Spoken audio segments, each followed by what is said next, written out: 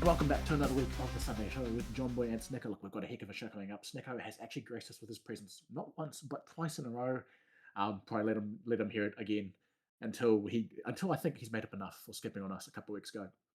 But in the meantime, we've got a weekly recap to get through, and it was, I'd say, an interesting round of games. A few scores that probably I didn't see coming. Well, the first one surely was because the way we're sitting the Titans through Monday night. And the Titans, they got up 6 points to 1 in what some are terming the worst SRL game of all time. I watched a 6-0 game once, and even this was possibly worse because it was 1-0 into the last minute. The Titans, they broke Raiders' hearts late at the nation's capital, and they emerged victorious. Next, Tapuka and his men, well, they left with a W, but I'm not sure if they left with their eyes intact. That was a horror show to watch. Their second game of the Monday night for the Roosters played potentially the worst game of the season. They lost to the Dogs 26 points to 4, but it felt like they never really were in the game. Justin Dolan gifted the Dogs their second try with a Harbour Bridge pass that went to absolutely nobody. And eagerly awaiting was Jai O'Neill, who scored a double that game. And we finished off that Monday night with the Seagulls taking the Rabbitohs. And Seagulls led the set off the Bunnies 30 points to 22. The Finn Manning project hits yet another snag. And potentially my predictions aren't looking too good. Remains to be seen. As the men from the Northern Beaches, well, they stacked together another win. They put it two on the trot. And maybe, just maybe the top 8 is looking realistic for the finals.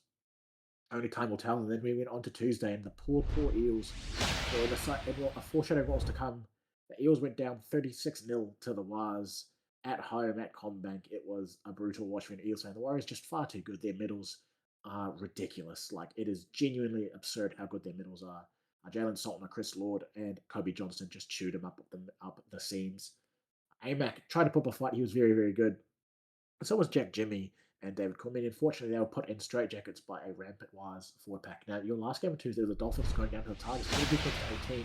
And oh my god, if I see another Tigers 19 plus, I'm going to lose my mind.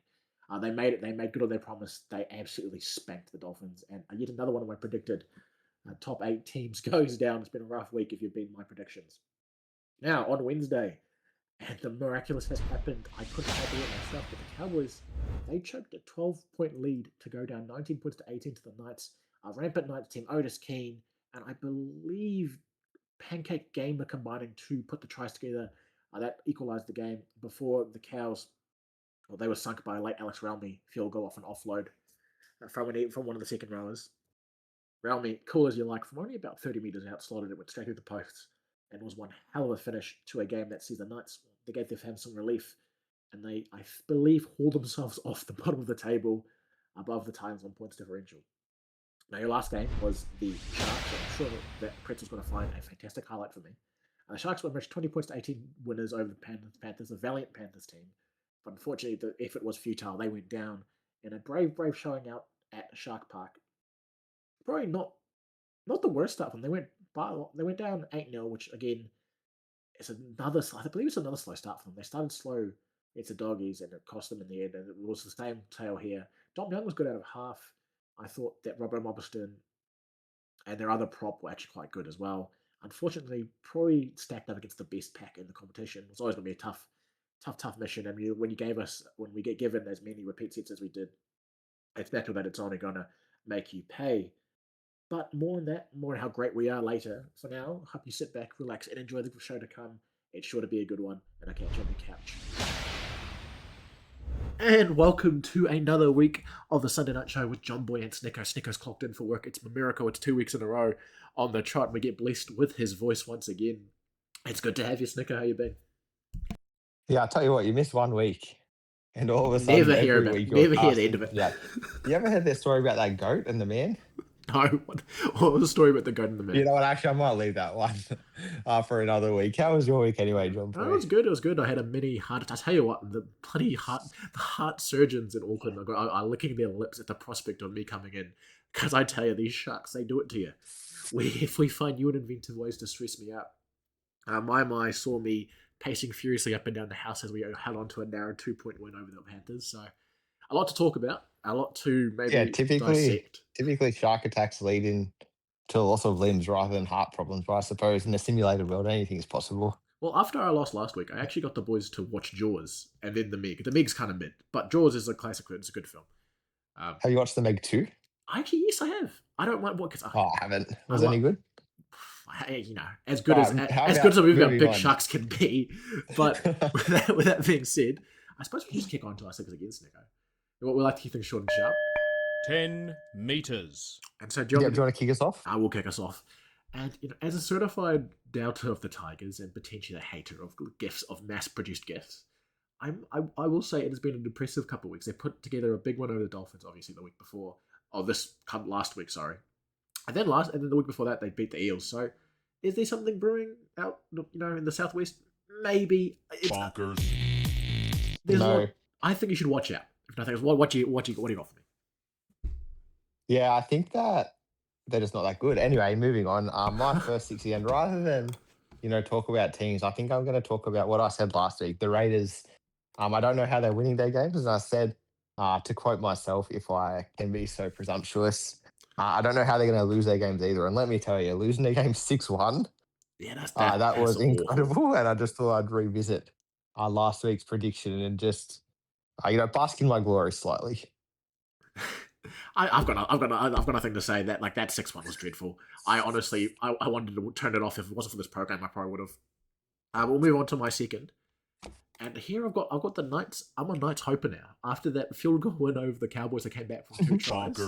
Bonkers. Come on, man. I believe surely they can't lose any more games. I think when you're at rock bottom, there's only one way, and it's up. Hopefully.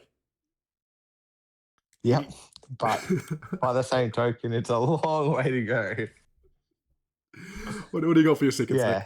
Look, they won a game. Good for the Knights. I do like that. But as the story goes, that rock rolls straight back down the hill and you got to push it back up again. My second one, once again, I just thought I'd revisit what I said previously. The Eels, they got absolutely pulverized by the Warriors. And just like the economy crash, I think there could be some Eels players without some houses because I don't know what happened in their game, but a few of them will probably be without jobs after that demolition derby that they experienced. Yeah, no. David Cormier was put in a straitjacket by Jalen Solner that entire game. And there's some players who I'm pretty sure are just taking the seatbelts off now from the beating the Warriors medals gave them.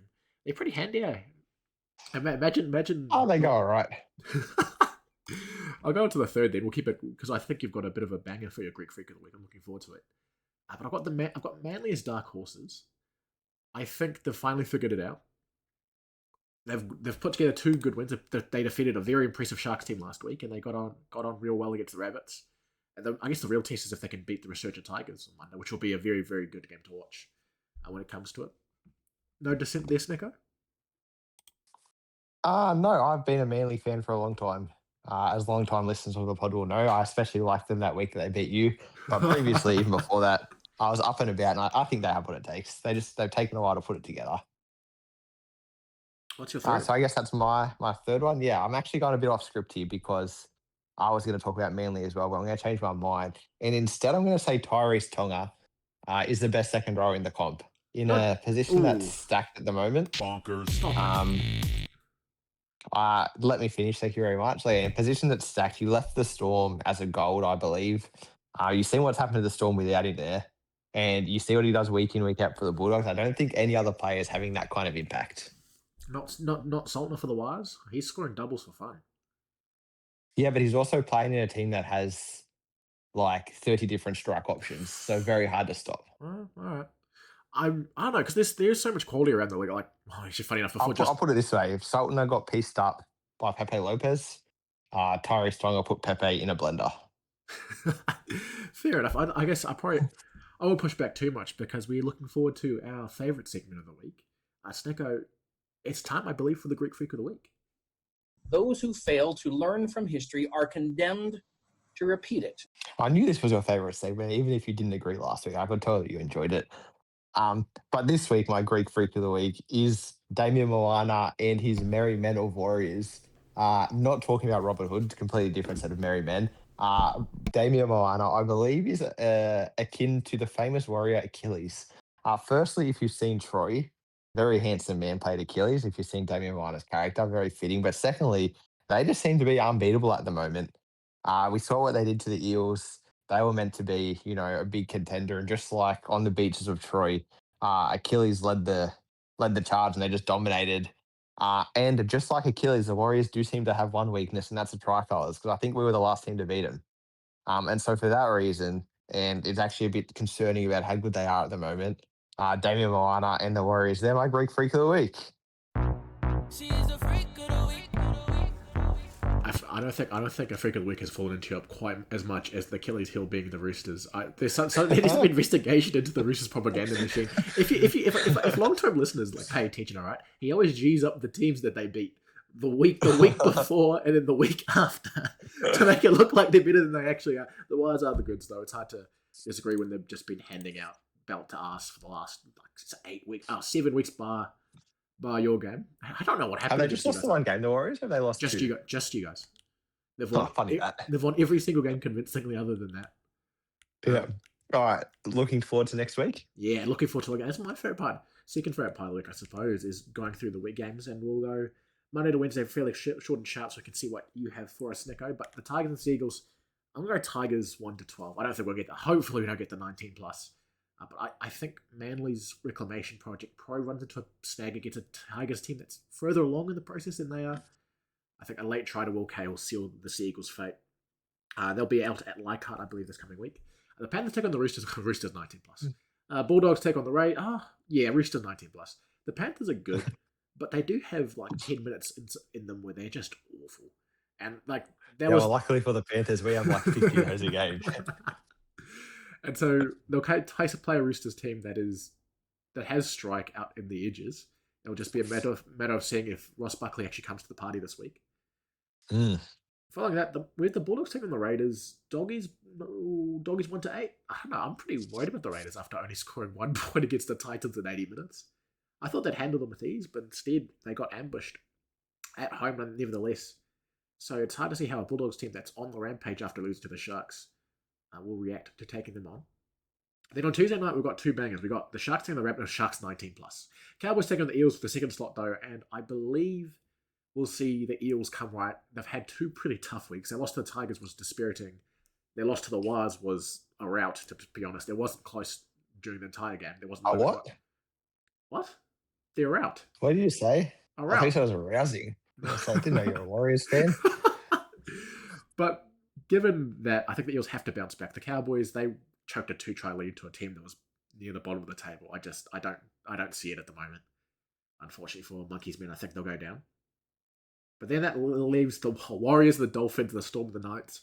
On paper, I think the Warriors are going to be supposed to be heavy favourites. They will be heavy favourites because they're going to go 19 plus.